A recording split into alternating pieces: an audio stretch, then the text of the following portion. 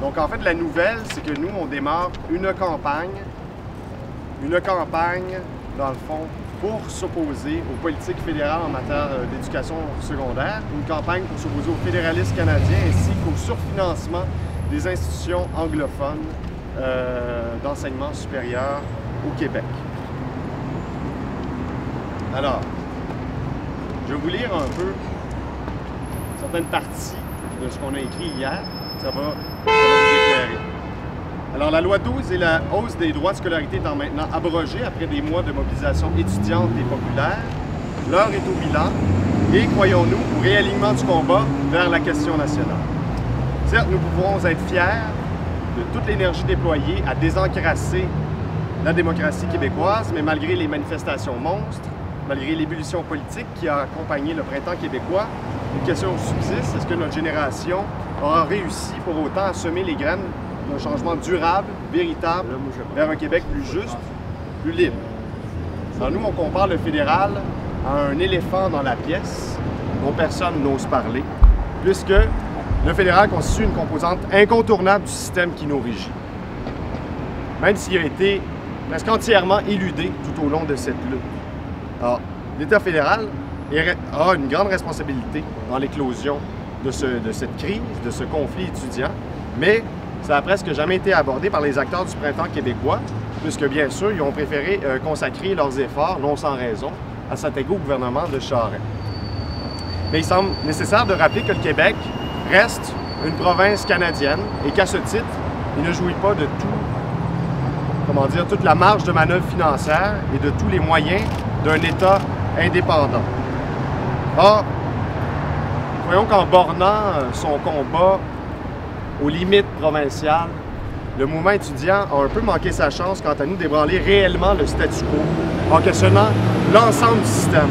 Parce que du moment qu'on fait du combat étudiant un combat social au sens large, un combat pour le bien commun, à notre sens, on ne peut pas sérieusement ignorer l'enjeu constitutionnel, l'enjeu national, puisque c'est omniprésent dans notre système.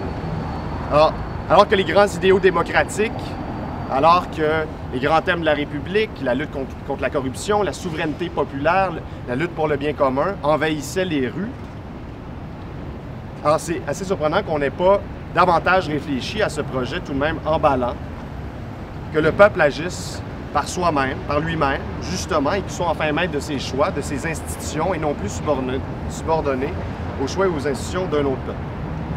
Il y a plusieurs choses à dire par rapport au fédéral. En fait, on pourrait continuer jusqu'à demain matin. On a relevé certains éléments qui sont dignes de mention. Vous les retrouverez dans le petit document que je vous ai remis, en bref. J'ai fait une liste. Vous savez, les Québécois envoient par année environ 50 milliards de dollars à Ottawa.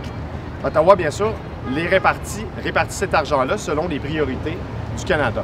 On fait 2 rapports d'impôts, juste en passant, ça représente 800 millions de dépenses par année, de dépenses là, inutiles quant à nous.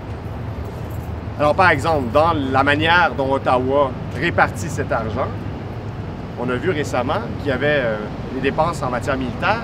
Un F-35 qui représente 462 millions suffirait largement pour financer un réinvestissement substantiel en éducation postsecondaire au Québec.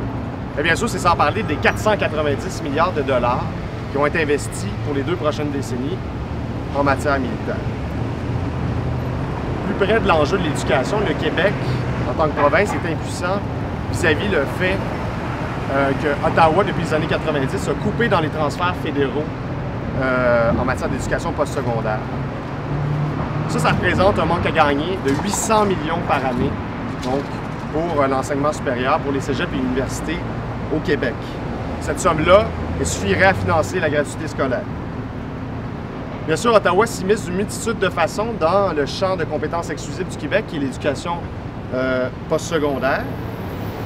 Donc, via les champs de recherche du Canada, la Fondation pour l'innovation, le programme aux infrastructures, etc. Mais néanmoins, même s'il s'immisce, même si on paie finalement pour son administration de ce dont on devrait, de ce qui relève de notre prérogative selon la Constitution, eh bien, Ottawa, évidemment, en maître de ses intérêts, les intérêts majoritaires canadiens-anglais, va surtout favoriser les provinces canadiennes anglaises, notamment l'Ontario. C'est le cas de la recherche scientifique. On a relevé un exemple. De 1993 à 2007, il y a 29 milliards, soit près de 60 qui ont été investis en matière de recherche scientifique en Ontario. Les Québécois ont fourni 12 milliards pour ce programme-là fédéral et en tout, ils n'ont reçu finalement que 9 milliards en service pour ce qui est de ce programme. Il y a des centres de recherche qui ont été mis sur pied par Ottawa dans les dernières années.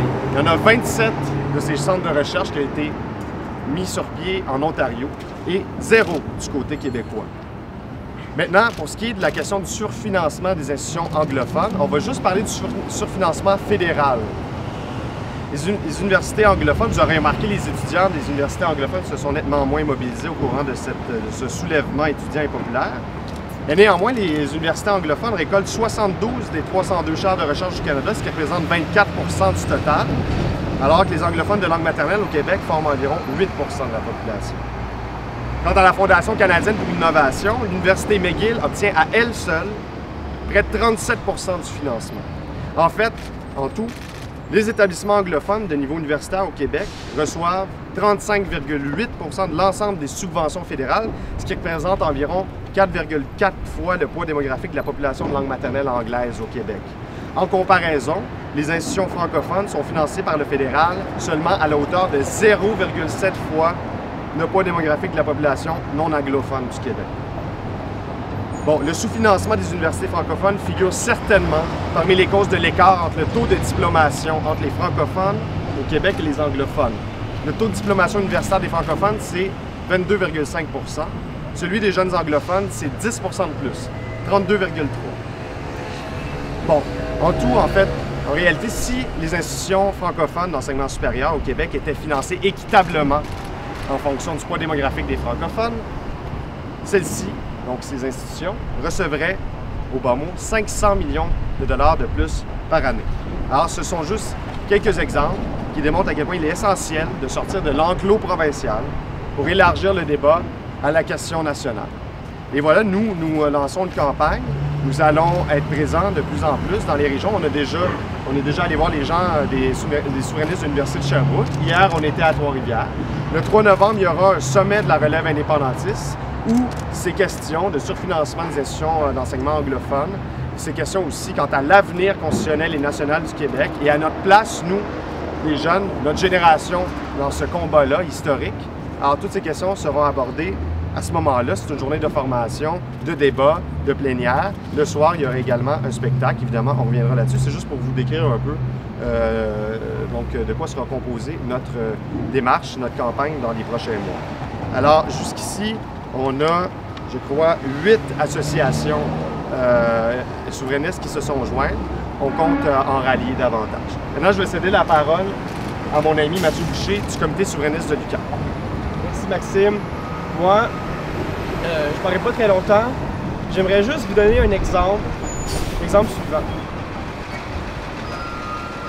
Au Québec, en ce moment, tu as une portion toujours plus grande d'étudiants et d'étudiantes qui exigent et qui se mobilisent pour la gratuité scolaire au cégep et à l'université. Si le Québec était une république libre et indépendante, attendu qu'on a des valeurs fondamentalement différentes, c'est d'une évidence que tout l'argent qui est investi en ce moment par Ottawa, notre argent, on aurait une très belle portion beaucoup plus mince qui serait investie par exemple dans l'armée ou sur les projets de loi contre l'avortement et qui serait sûrement investi dans la santé ou dans l'éducation. Et ça pourrait simplement financer la gratuité scolaire. C'est aussi simple que ça. Merci. Philippe, veux-tu dire quelques mots? Alors, Philippe Sauvé, qui est du comité indépendantiste tiré du Vieux-Montréal. Oui, mais en fait, je voudrais simplement dire qu'il n'y a pas que la lutte étudiante. Il faut voir l'implication sociale puis l'engagement politique comme étant un tout. Alors, il y a des questions, il y a l'environnement, mais il y a bien sûr la question nationale. Donc, il ne faut pas simplement s'attarder à une seule question, il faut vraiment voir les enjeux de société comme étant reliés entre eux. Et puis, moi, en tant qu'indépendantiste, j'ai milité évidemment pour de la gratuité scolaire, j'ai milité contre la hausse des frais de scolarité, contre la loi 78. Maintenant que c'est fait, maintenant qu'on a un gouvernement à Québec qui a écouté les revendications des étudiants, il faut passer à une autre étape, il faut se battre pour d'autres choses puis continuer le combat en fait. Donc, voilà.